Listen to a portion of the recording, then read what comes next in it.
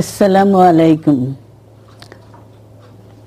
দীর্ঘদিন অসুস্থ থাকার পর আপনাদের সামনে কথা বলতে পারার জন্য আল্লাহর কাছে শুকরিয়া আদায় করছি।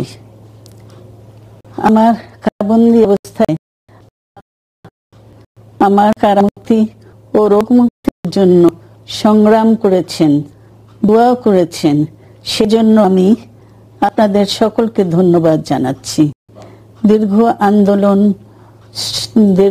আন্দোলন সংগ্রাম ও ত্যাগের মধ্য দিয়ে আমরা ফ্যাসিবাদী অবৈধ সরকারের কাছ থেকে মুক্তি পেয়েছি।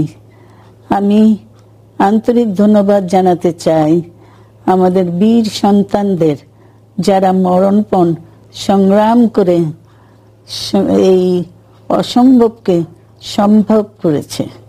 শত শত শহীদদের জানাই শ্রদ্ধা।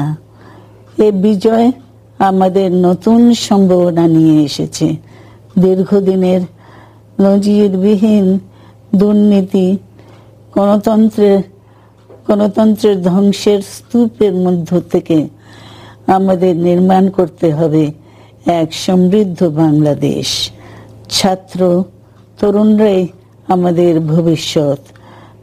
তরুণরা এই যে স্বপ্ন নিয়ে বুকের রক্ত ঢেলে দিয়েছে, সেই স্বপ্ন বাস্তবায়নে করতে মেধা, যোগ্যতা, জ্ঞান ভিত্তিক গণতান্ত্রিক বাংলাদেশ গড়ে তুলতে হবে। শোষণহীন সমৃদ্ধ বাংলাদেশ। সকল ধর্মের গোত্রের অধিকার নিশ্চিত করতে হবে। শান্তি,